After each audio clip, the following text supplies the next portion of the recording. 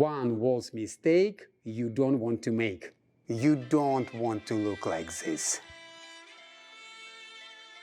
This is how you want to do it. So what is this one mistake you don't want to make? In the waltz music, we have a strongest beat, and this beat is count 1. And most of the time, people take a big and strong step on the count 1. And this is not correct.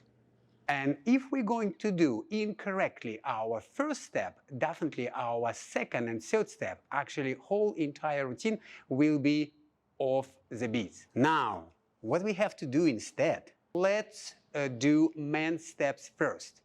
Guys, we're going to do preparation step 1, 2, 3. We're going to take left foot, but right side. From this point, our body starts to go forward, my left side moving forward, and I'm going to take not small step, but proportional step on the count 1 and be able to turn my left side forward. And 1, and now it will be big step 2 and collect our feet 3. In reality, our biggest step is step number 2. And ladies, quite same approach for you. We're going to make our preparation step 1, 2, 3 on the right foot, but left side lead us. Now we start to do our body turn or contra body movement. You can see I'm moving left foot back, but right side start to turn. 1, our left foot receiving our weight, then sending right foot. This is our biggest step.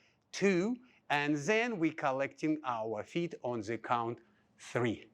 If we're going to do our first step correctly, our waltz routine will look so amazing. 1, 2, 3, 1, 2, 3, 1, 2, 3. So what we're not going to do in the waltz? We're not going to take biggest and strongest step on the count 1. We're going to take proportional step on the count 1 to match our upper body turn, contra body movement. Our biggest step will be on the count 2, our second step.